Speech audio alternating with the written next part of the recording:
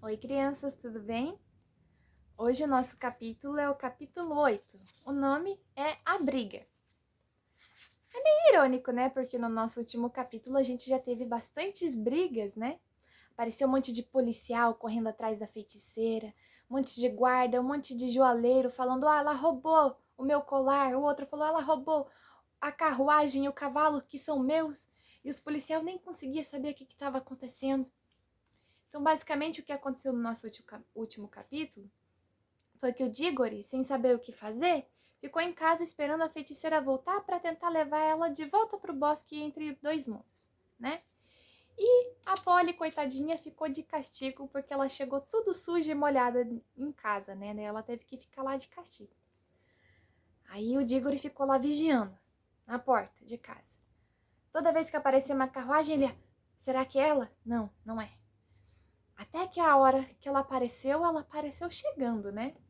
Ela apareceu em cima da carruagem. Ela não estava sentada na carruagem, né? Vocês lembram? Ela veio em cima da carruagem mesmo. Descendo o cacete no coitado do cavalo, né? E daí aconteceu um acidente lá, quebrou tudo a carruagem. Ela bateu no poste com a carruagem. E veio um monte de gente ver o que estava acontecendo. Que nem acontece quando acontece um acidente perto da casa da gente, né? Vai todo mundo olhar. O nosso capítulo é o 8. O nome é A Briga.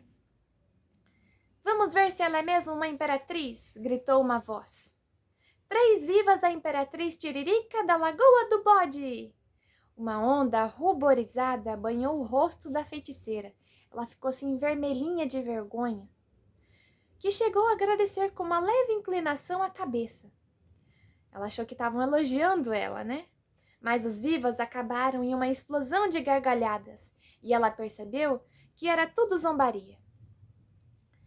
A expressão mudou e ela passou o facão da mão esquerda para a direita. Em seguida, sem aviso prévio, fez uma coisa terrível de se ver. Com um leve toque, como se fosse a coisa mais fácil desse mundo, estendeu o braço e arrancou uma das pesadas barras do poste da rua. Se perdera os poderes mágicos em nosso mundo, não perdera a força bruta. Era ainda capaz de partir ao meio uma barra de ferro como se fosse uma bisnaga de pão. Lançou para o alto a sua nova arma, segurando-a na queda. Brandiu no ar a pesada massa e fez o cavalo ir para a frente. No nosso último desenho mostrou como são, né? Os postes lá em Londres, Eles são feitos de ferro. Eles não são de concreto grandão que nem aqui, né? Os nossos. É minha vez, pensou o Digory. Disparou entre os cavalos e as grades. Se o animal ficasse quieto um pouquinho, ele poderia agarrar o calcanhar da feiticeira. Enquanto corria, ouviu um barulho de uma coisa sendo esmagada e um baque. A feiticeira havia descido a barra de ferro em cima do capacete do chefe de polícia. O homem caiu como um pino de boliche. Depressa, Digory, temos que acabar com isso, disse uma voz a seu lado. Era a Polly, que viera correndo depois de acabado o castigo. Puxa, você! Segura em mim com força, disse o Digory. Tem de colocar o anel amarelo, mas só quando eu gritar, tá bom? Mais um cacetete esfacelado e outro policial caindo como um pacote. A multidão berrava. Então ela estava jogando os policiais longe, de tão forte que ela estava batendo, né? Fazendo eles desmaiarem. Mas quase todos fugiram para tão longe quanto possível. O cocheiro, no entanto, sem dúvida o mais valente e gentil entre os presentes, mantinha-se perto do cavalo, saltando para cá e para lá, a fim de evitar os golpes da barra, mas sempre procurando agarrar a cabeça do morango, que é o cavalo. A multidão apupava e rugia novamente. Uma pedra passou assoviando pela orelha do Digory. Foi quando soou a voz da feiticeira, clara como um toque de sino, e mostrando que, naquele momento, pelo menos, ela estava próxima da felicidade. Ah, canalhas! Hão de pagar muito caro por isso quando eu tiver conquistado este mundo. Não deixarei pedra sobre pedra nesta cidade. Vou fazer como fiz em Charme, como Felinda, como Sorlois, como Brandanin. Por fim, Digory agarrou-lhe o tornozelo, e a feiticeira deu-lhe um chute de calcanhar, atingindo a boca dele. Com a dor e o lábio cortado, a boca cheia de sangue, Dígore soltou o pé de Jades. De algum lugar próximo, chegou-lhe o grito tremido de tio André. Minha senhora, por favor, comporte-se. Dígore deitou a mão outra vez no calcanhar e mais uma vez foi chutado para trás. Os homens iam sendo atingidos pela barra de ferro. Dígore fez a terceira tentativa. Segurou o calcanhar desta vez para valer, berrando para Polly. Agora! E, graças a Deus, as caras iradas e apavoradas sumiram. As vozes raivosas e tremidas fizeram silêncio. Menos a do tio André. Perto de Dígore na escuridão, a voz do tio choramingava. Oh, devo estar delirando. Só pode ser a morte. Ai, eu não aguento mais. Não está direito. Nunca na minha vida quis ser feiticeiro. Foi tudo mal entendido, tudo culpa da minha madrinha. Eu protesto. Nas minhas condições de saúde, eu, de família tão tradicional. Que droga, disse Dígore. A gente não queria trazer o velho. Que atrapalhada, puxa vida. Você está aí, Polly? Estou, pare de empurrar, disse ela. Eu não estou empurrando não, disse o Dígore. E não teve tempo de dizer mais nada. Haviam surgido na cálida, ou seja, quente, e esverdeada luminosidade do bosque. Polly já gritava ao pisar fora do lago. Não é possível. Trouxemos também o cavalo. E até o senhor André e o cocheiro. Que confusão. Quando a feiticeira percebeu que se encontrava de novo no bosque, ficou muito pálida. Vergando-se, até sua face tocar a crina do cavalo. Vergando-se é assim, ó. Tipo assim, inclinando-se. Então ela estava assim, montada no cavalo e ela foi caindo em cima do cavalo. Ela estava passando mal. Tio André tremia feito vara verde. Mas Morango sacudiu a cabeça e relinchou, muito contente. Parecia sentir-se melhor. Era a primeira vez que Dígore via o cavalo tranquilo. As orelhas, que estavam caídas, voltaram à posição normal. E os olhos brilhavam de novo. Tá tudo bem, companheiro, disse o cocheiro, dando uns tapinhas no pescoço do cavalo. É só ter cuidado. Morango fez a coisa mais natural do mundo. Morrendo de sede, o que não era de se espantar, andou tranquilamente até o lago mais próximo para beber água. Dígore ainda segurava o calcanhar da feiticeira, e Polly a mão do Dígore. Uma das mãos do cocheiro pousava em Morango, e a outra estava na mão de tio André, que ainda tremia. Rápido, disse Polly, dando um olhar inteligente para Dígore. Verdes! O coitado do cavalo nem chegou a beber. O bando todo viu-se de novo mergulhado na escuridão. Morango deu um relincho e tio André soltou um gemido. Dígore então exclamou, que sorte! Uma pausa e depois ouviu-se a voz de Polly. A gente não devia estar perto? Parece que chegamos a algum lugar, respondeu Dígore. Pelo menos estou em cima de algo sólido. É verdade, disse a Polly. Agora que eu estou percebendo. Mas por que essa escuridão, quer dizer? Já entramos no poço errado? Talvez estejamos em Char, disse Dígore. Só que voltamos durante a noite. Ah, não, aqui não é Char, disse a voz da feiticeira. Aqui é um mundo vazio. Aqui é nada. E de fato parecia mesmo nada. Não havia uma única estrela. Era tão escuro que não se enxergavam. Tanto fazia ficar de olhos abertos ou fechados. Sob seus pés havia uma coisa fria e plana, que podia ser o chão, mas que não era relva nem madeira. O ar era seco e frio, e não havia vento. Chegou a hora do meu destino, disse a feiticeira, com uma voz horrivelmente calma. Não diga isso, por favor, balbuciou tio André. Minha boa senhora, por obséquio, ou seja, por favor. Não diga uma coisa dessas. Cocheiro, meu amigo, por acaso não tem aí uma garrafinha? Estou precisando de uma dosezinha. Ele quer beber. Calma, muita calma, disse o cocheiro, com uma voz firme e animadora. Ninguém quebrou nada? Ótimo. Só por isso devemos ficar agradecidos. Afinal, foi um tombo daqueles. Escutem, se caímos num buraco, desses de construção de metrô, alguém vai aparecer e tirar a gente daqui. E se a gente morreu, o que pode ter acontecido, tinha mesmo de morrer um dia.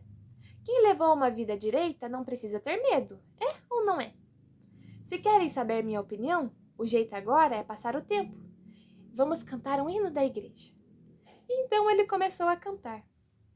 Esqueceu de saída, um hino de ação de graças, falando em boa colheita. Não eram palavras muito adequadas ao local, onde planta nenhuma parecia ter brotado desde o princípio dos tempos. Mas era a letra que ele sabia melhor. Tinha uma voz bonita. As crianças fizeram coro com ele, ou seja, cantaram junto com ele. Ajudava a afastar o medo. Tio André e a feiticeira não cantaram. No fim do hino, Dígore sentiu que alguém lhe agarrava o cotovelo. Pelo cheiro do conhaque e do charuto, só podia ser tio André. Este, muito cautelosamente, puxava o sobrinho para longe dos outros. Quando estavam a uma certa distância, o velho pôs a boca tão perto da orelha do menino que fez cócegas. Agora, meu caro, disse o tio André, pegue o anel. Vamos cair fora. Mas a feiticeira tinha ouvido tudo. Saltando do cavalo, gritou, idiota! Já se esqueceu de que posso ouvir os pensamentos dos humanos? Solte o menino. Se tentar trair-me de novo, vou arranjar-lhe uma vingança de que ainda não se ouviu falar neste e nos outros mundos. Dígore, por sua vez, acrescentou, e se o senhor acha que eu sou um monstrinho nojento, capaz de ir embora deixando a Polly? E o cocheiro? E o cavalo? No lugar deste, está redondamente enganado. Você não passa de um menino muito malcriado e atrevido, disse o tio André. Silêncio, disse o cocheiro. No escuro, finalmente, alguma coisa começava a acontecer. Uma voz cantava, muito longe. Nem mesmo era possível precisar, ou seja, identificar a direção de onde vinha. Parecia vir de todas as direções. E Dígore chegou a pensar que vinha do fundo da terra. Certas notas pareciam a voz da própria terra. O canto não tinha palavras, nem chegava a ser um canto. De qualquer forma, era o mais belo som que ele já ouviu. Tão bonito que chegava a ser quase insuportável. O cavalo também parecia estar gostando muito, pois relinchou como faria um cavalo de carga se, depois de muitos e muitos anos de trabalho duro, se encontrasse livre na mesma campina onde correra quando jovem, e de repente visse um velho amigo cruzando a relva e trazendo-lhe um torrão de açúcar. Meu Deus! Exclamou o cocheiro. Não é uma beleza?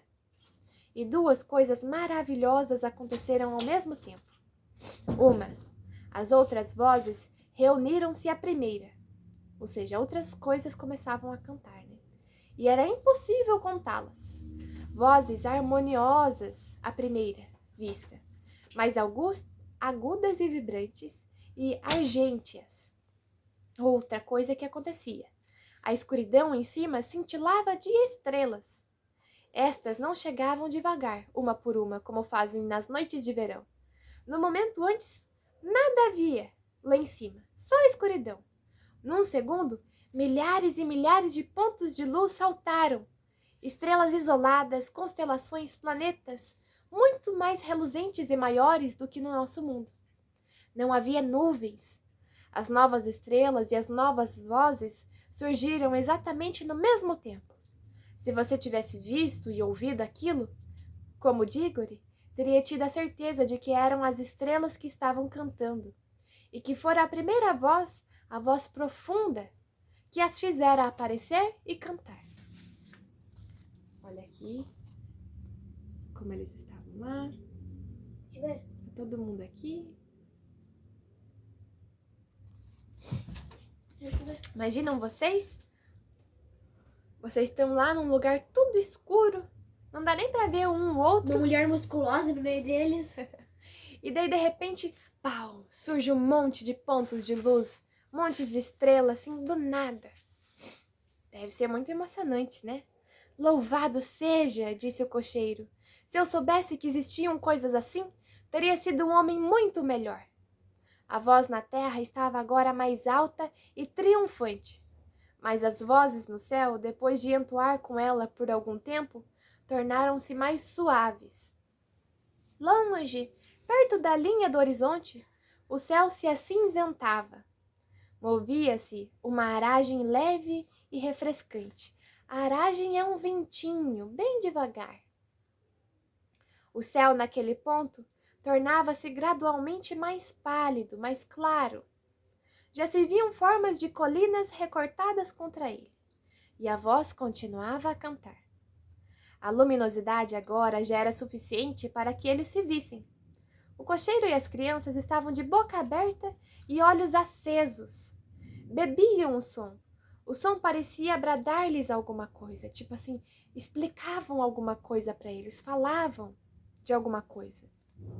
Também a boca de tio André estava aberta, mas não de jubilo, ou seja, não de comemoração.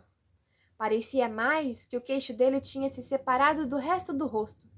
Seus ombros estavam caídos e os joelhos tremiam. Não estava gostando da voz. Se houvesse ali um buraco de rato, já teria sumido por ele. Mas a feiticeira olhava como se de algum modo entendesse mais daquela música do que ninguém. De boca fechada, lábios contraídos e punhos cerrados, desde que a canção começou, sentia que aquele mundo se enchia de magia diferente da sua, e magia muito mais forte. E ela a detestava. Teria, se pudesse, esmagado todo aquele mundo, todos os mundos, só para interromper o canto. O cavalo permanecia de orelhas atentas, pisoteando às vezes o solo. Não era mais um velho e cansado cavalo de tração, ou seja, de trabalho. Já se podia até acreditar que o seu pai estivera mesmo na guerra. O céu do Oriente passou de branco para rosa e de rosa para dourado. O Oriente é tipo assim, a direção que o sol nasce. A voz subiu, até que todo o ar vibrou com ela. E quando atingiu o mais potente e glorioso som que já havia produzido, o sol nasceu. Dígore nunca tinha visto um sol daqueles. O sol sobre as ruínas de Charme parecia mais velho do que o nosso, mas este parecia mais jovem. Tinha-se a impressão de que ele ria de alegria enquanto ia subindo. E quando seus raios cobriram a terra, os viajantes puderam verificar em que local estavam. Tratava-se de um vale através do qual serpenteava um grande e caudaloso rio, que corria para o leste na direção do sol. Ao norte, colinas suaves, ao sul, montanhas muito altas. Mas era um vale apenas de terra, rocha e água. Não havia uma única árvore, arbusto ou uma folhinha de capim. A terra tinha muitas cores, cores novas, quentes e brilhantes, que fazia a gente exaltar, até que se visse o próprio cantor. Então todo o resto seria esquecido. Era um leão, enorme, peludo e luminoso. Ele estava na frente para o sol que nascia. Com a boca aberta, em pleno canto, ali estava ele, a menos de 300 metros de distância. Que mundo medonho! Exclamou a feiticeira. Temos de fugir imediatamente. Prepare a magia, disse ela. Estou perfeitamente de acordo, madame, falou tio André. Que lugar mais desagradável, sem nenhuma civilização. Se pelo menos eu fosse um pouco mais moço e tivesse uma espingarda. Ó senhor, disse o cocheiro, não está achando que ia poder matar ele, ou está? E quem poderia? Perguntou Polly. Prepare a magia, imbecil, disse Jades. Perfeitamente, madame, replicou tio André, com ar astuto. E preciso que ambas as crianças me toquem. Ponham o anel que nos levará para casa, Dígore. O tio André já queria matar o leão. Estava pretendendo cair fora sem a feiticeira. Era o que o tio André queria, né? Ah, anéis? Então é isso, disse Jades. Antes que se pudesse dizer faca, ela teria metido a mão no bolso de Dígore, mas este segurou Polly e gritou, cuidado! Se algum de vocês chegar a 1 centímetro que seja mais para cá, nós dois desaparecemos. E aí é que eu quero ver. É verdade. Aqui no meu bolso tem um anel que me levará para casa com Polly. E olhem, minha mão está aqui prontinha. Por isso, fiquem longe. Sinto pelo senhor, olhou para o cocheiro, e pelo cavalo, mas não posso fazer nada. Quanto a vocês, olhou para tio André e para a rainha. Os dois são feiticeiros, e acho que merecem ficar juntos. Bico calado, todo mundo! Clamou o cocheiro. Quero ouvir a música! Pois a canção agora era outra. E esse foi o fim do nosso capítulo. E aí? O que vocês acharam desse capítulo? Eu gosto muito desse capítulo, ele é muito interessante. Imagine vocês que estão num lugar onde não tem nada. E de repente as coisas começam a surgir através de uma música, ou então através de uma ordem. Como eu já expliquei, talvez vocês saibam, o nosso livro, As Crônicas de Nárnia, foram escritos por uma pessoa católica. Acho que vocês lembram da capa, né? Olha só como é que aqui tá o Dígoro e aqui tá a Polly. Isso aqui ainda vai acontecer no nosso livro. Os livros foram escritos por uma pessoa católica, né? Uma pessoa cristã. Então, quando ele está falando sobre o leão que canta e cria um mundo, ele está falando de como Deus criou o nosso mundo, né? Deus falou que haja luz, e então a luz se fez, né? E daí agora o leão tá cantando outra música, ou seja, talvez ele vai criar outra coisa. Mas isso é para o nosso próximo capítulo. E a feiticeira representa o quê? A feiticeira significa o pecado, né? A feiticeira é o mal que existe no mundo. O nosso próximo capítulo, o capítulo 9, se chama A Criação de Nárnia. Então eu espero vocês, tá? Ó, beijo e até o nosso próximo capítulo.